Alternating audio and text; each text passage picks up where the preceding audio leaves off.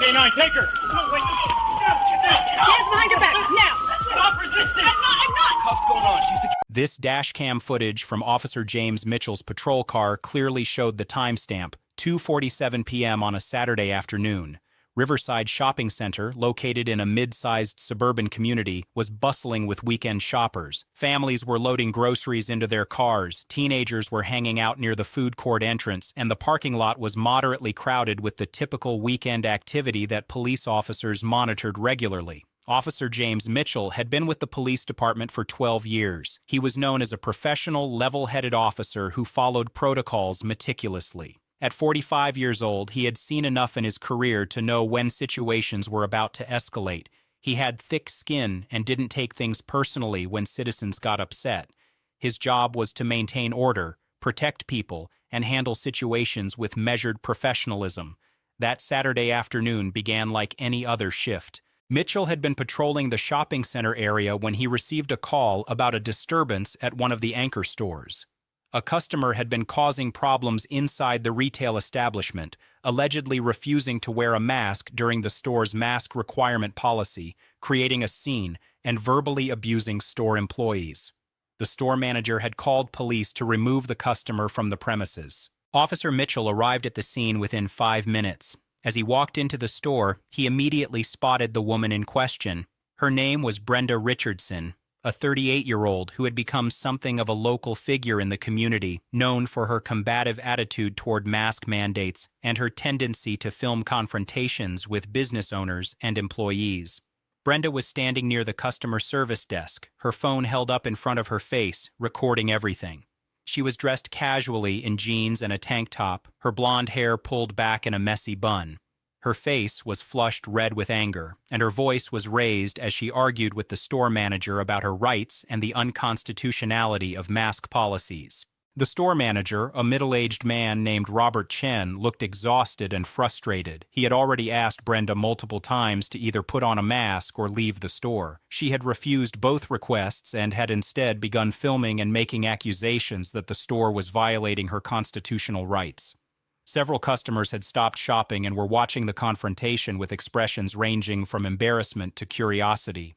Officer Mitchell approached Brenda calmly and professionally. He introduced himself, explained that he had been called to the store due to a disturbance, and asked her to step outside so they could discuss the situation away from other customers. This was standard protocol, removing the involved parties from the location of the incident to de-escalate the situation and resolve it more privately.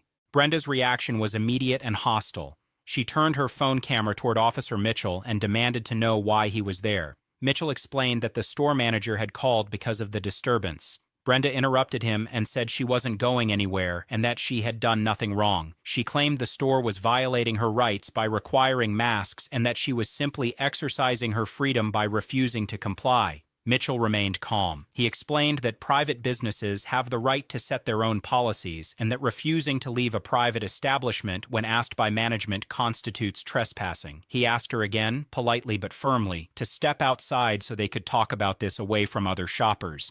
Brenda refused. She said she wasn't trespassing because she was a customer, and she had the right to shop at the store with or without a mask. She continued filming and told Mitchell that she would post this interaction online and expose him for harassing her. She used inflammatory language, accusing him of being a tyrant and a government thug who was trying to suppress her freedoms. The store manager, Robert Chen, stood silently watching the interaction. He had clearly stated his request for her to leave, and now it was the officer's responsibility to enforce that request. This was exactly why he had called police in the first place. Officer Mitchell took a deep breath. He had handled hundreds of these interactions throughout his career. People who were angry, unreasonable, and determined to make situations difficult. His job was to remain professional, follow the law, and not allow the person's hostility to affect his judgment or professionalism. Mitchell made one final request. He told Brenda that if she did not leave the store peacefully, he would have to place her under arrest for trespassing. He explained that this was not a punishment but a legal consequence of refusing a lawful order from a police officer to leave private property where the owner no longer wanted her present.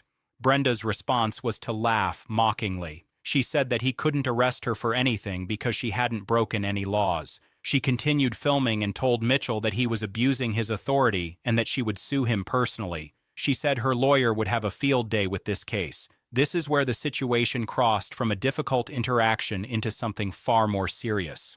Officer Mitchell informed Brenda that she was under arrest for trespassing and for failing to comply with a lawful police order. He approached her to place her in handcuffs, which is standard procedure when placing someone under arrest. Brenda's face contorted with rage. She held her phone up higher, clearly trying to make sure the camera was capturing everything. She started backing away from Officer Mitchell, still recording and still talking. She said she would not be arrested and that he had no authority to put hands on her.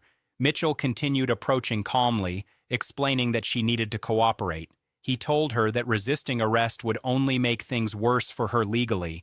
He extended his hands in a non-threatening manner, trying to guide her arms into position so he could place the handcuffs safely. That's when Brenda made the decision that would change everything about this situation. Instead of complying or continuing to verbally resist, she threw her phone down on a nearby shelf and literally attacked Officer Mitchell. She swung her right arm toward his face, trying to strike him. When Mitchell moved to protect himself, she came at him again with her left arm. She was screaming obscenities and accusations, claiming that he was assaulting her. The dashcam footage captured the moment clearly. Brenda's physical aggression was unmistakable. She made 2 separate strikes toward Officer Mitchell's face and upper body before he could restrain her. Multiple store customers gasped audibly at the sudden violence.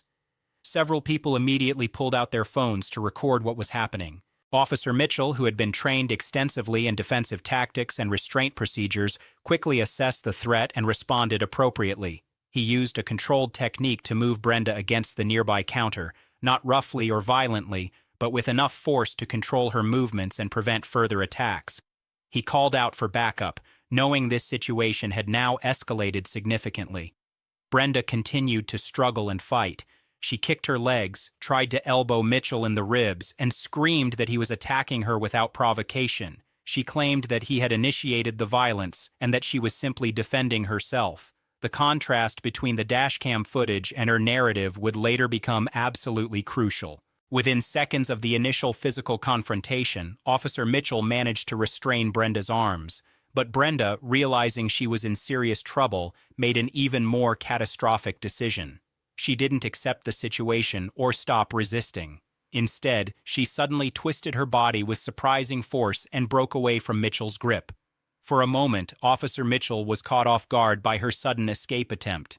Brenda bolted toward the store exit, running as fast as she could toward the parking lot. Mitchell immediately pursued her, calling for additional backup on his radio and describing the situation as an officer in pursuit of a suspect who had assaulted him. The dashcam footage captured Officer Mitchell running after Brenda through the store and out into the parking lot.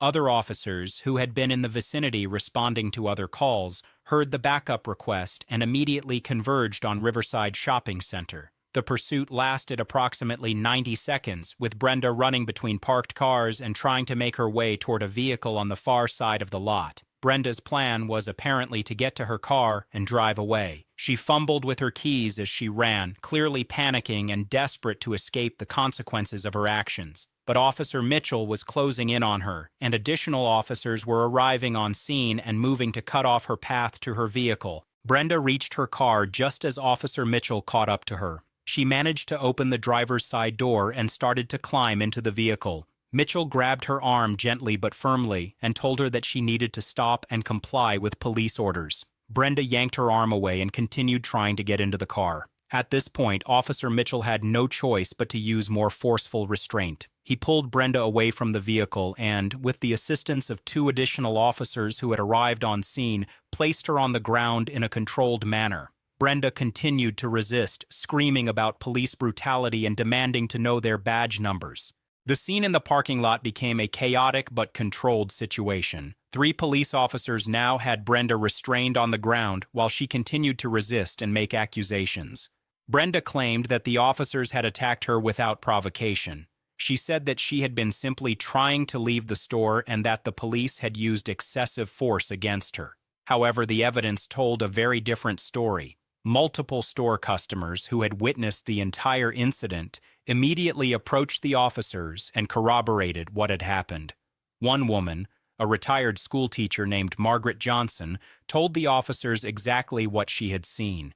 She explained that Brenda had been the one to initiate physical contact by striking Officer Mitchell. She said that the officer had remained calm and professional throughout and only used force when necessary to restrain a person who was actively assaulting him. Another witness, a man named David Rodriguez who worked at the neighboring store, confirmed Margaret's account. He explained that he had seen the entire confrontation through the store windows and that it was absolutely clear that Brenda had attacked the officer first. He said the officer's response had been measured and appropriate. A third witness, a young mother named Jessica Lee who had been shopping with her young daughter, said that she had been impressed by Officer Mitchell's professionalism and patience. She said that Brenda had been unreasonable and confrontational from the moment the officer arrived. She said she felt the officer had gone above and beyond in trying to resolve the situation peacefully. Officer Mitchell requested an ambulance, not for himself, but to check on Brenda. Despite her violence toward him, Mitchell was concerned about her welfare. He knew from experience that people who resisted arrest sometimes injured themselves during the struggle. Brenda had scratches and minor injuries from being restrained on the asphalt, but nothing serious. Brenda was handcuffed and placed in the back of a police car. Even after being secured in the vehicle, she continued to rant and rave about police brutality and her rights being violated. She demanded a lawyer and said she would sue everyone involved. She claimed that the officers had attacked her unprovoked and that she was a victim of police abuse. At the police station, Brenda was booked into custody. The charges against her included trespassing on private property, disorderly conduct, resisting arrest, and assault on a police officer. The assault charge was particularly serious because it was a felony, not a misdemeanor. In most jurisdictions, physically striking a police officer is treated as a felony assault regardless of whether the officer is actually injured. Officer Mitchell completed his report meticulously, documenting every detail of the incident. He noted the times, the actions taken, the reasons for each decision, and the witnesses present. He described the assault in professional terms, explaining exactly what Brenda had done and how he had responded. Brenda's booking photo was taken and entered into the system. She looked disheveled and angry in the photograph, her hair completely messy now and her face still flushed red. The contrast between her mugshot and her claims of victimhood was stark. At her initial appearance before a judge the next day, Brenda maintained her narrative that she was the victim in this situation. She claimed that Officer Mitchell had overreacted to a simple disagreement about mask policy. She said she had been unjustly arrested and that the officers had used excessive force against her. The judge, however, had access to the same evidence that everyone else had access to. The dashcam footage was reviewed in court, and it clearly showed Brenda striking Officer Mitchell first. Multiple witness statements confirmed the same account. The evidence was overwhelming and undeniable. The judge set bail at $5,000 for the trespassing and disorderly conduct charges, but held Brenda without bail for the assault charge, citing her demonstrated willingness to use violence against law enforcement and her apparent flight risk based on her attempt to escape in the parking lot. The dashcam footage from Officer Mitchell's patrol car was released through a public records request and quickly went viral on social media. The video showed exactly what happened, and the contrast between the actual events and Brenda's claims was glaring. Social media users who watched the footage overwhelmingly supported Officer Mitchell's actions and criticized Brenda's behavior. Comments flooded in from people across the country who recognized Brenda's behavior as characteristic of a particular type of person, someone who doesn't respect authority, refuses to follow rules, and then plays the victim when consequences follow their actions. People called her a Karen, the internet slang term for a particular type of demanding, unreasonable person who treats service workers and public employees poorly. News outlets picked up the story, and it became a national talking point about police professionalism, citizen responsibility, and the consequences of assaulting a police officer. Legal experts discussed the charges Brenda faced and the likely outcomes of her case. Most predicted that the assault charge would stick and that she would face jail time. Meanwhile, Officer Mitchell received commendation from his police department for his professionalism and restraint during the incident. The department's leadership praised him for remaining calm despite being physically attacked, for not overreacting to the assault, and for handling the subsequent arrest safely and by the book. Brenda's case moved through the court system over the following months. Her attorney, a public defender named Marcus Coleman, tried to argue that she had been acting in self-defense and that Officer Mitchell had initiated the physical contact inappropriately. Coleman claimed that Brenda had simply been exercising her rights regarding mask policy and that the police response had been excessive. However, the evidence was stacked completely against this narrative. The dashcam footage was crystal clear. Multiple witnesses testified consistently about what they had seen. Officer Mitchell's body cam, which had also been recording, provided additional corroboration from his perspective. There was simply no reasonable interpretation of the evidence that supported Brenda's version of events. The prosecutor, an experienced trial attorney named Sarah Williams, presented the case methodically. She walked through the timeline, showed the footage, called the witnesses, and explained the law. She detailed how Brenda had first refused to comply with store policy, then refused to leave when asked, then attacked an officer, then tried to flee. Brenda took the stand in her own defense, which turned out to be a disaster for her case. Under cross-examination, Williams pointed out the inconsistencies in her narrative. Williams asked Brenda to explain how she could have been acting in self-defense when she was the one who initiated the physical contact by striking Officer Mitchell.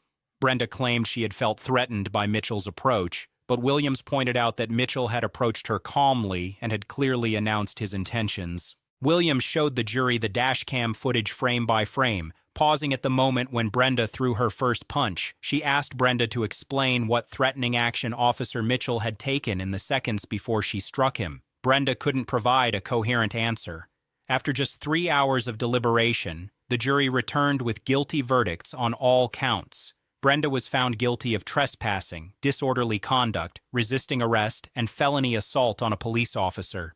The jury had found the evidence overwhelming and the narrative presented by the prosecution absolutely convincing. At sentencing, the judge took into account Brenda's history, which included 2 previous arrests for similar types of incidents. Brenda had a pattern of not respecting authority, refusing to follow rules, and then escalating situations through aggression when confronted with consequences. The judge sentenced Brenda to 18 months in county jail for the felony assault charge. She also received concurrent sentences on the other charges, meaning the sentences would run at the same time rather than adding to the total. Additionally, Brenda was ordered to complete anger management classes, to pay restitution to Officer Mitchell for his time and any medical expenses related to the assault, and to pay a substantial fine. More significantly, Brenda's conviction created a permanent criminal record. She would now have to disclose this felony conviction to potential employers. She would lose certain rights, including the right to possess firearms. She would face discrimination in housing applications and other areas of life. The case of Brenda Richardson and Officer James Mitchell became a teaching moment for the entire community. It demonstrated several important lessons. First, it showed that police officers are people doing a job, and physically assaulting them has serious legal consequences. Second, it illustrated that refusing to accept rules and escalating situations through aggression doesn't typically work out well for the person doing the escalating. Third, it demonstrated the importance of witnesses and evidence in criminal cases. Officer Mitchell's professionalism throughout the incident was noted and praised. He had remained calm despite being attacked. He had not overreacted or used excessive force in response. He had followed proper procedures and had documented everything meticulously. He had embodied what good policing looks like: professional, measured, and respectful even when dealing with someone who was disrespectful and aggressive toward him. The incident also sparked conversations about mask policies, government authority, and civil rights. While some people continued to believe that mask mandates were unjust, most recognized that Brenda's response, violence and aggression, was not an appropriate way to protest policies she disagreed with. People could support her right to disagree with mask mandates while simultaneously condemning her violent response to police enforcement. The dashcam footage, which had captured the entire incident with crystal clarity, proved invaluable in ensuring that justice could be served and that the truth about what happened was accessible to everyone. It prevented the narrative from becoming "he said, she said," and instead provided objective evidence that left no room for interpretation. Brenda's attempt to escape in the parking lot, which had been captured on both dashcam footage and witness phones, sealed her fate in terms of the charges against her. It demonstrated consciousness of guilt and suggested she knew she had done something seriously wrong. As Brenda serves her sentence in county jail, completing her anger management classes and reflecting on her choices, the incident at Riverside Shopping Center continues to be referenced whenever discussions arise about the consequences of assaulting police officers or refusing to accept reasonable authority.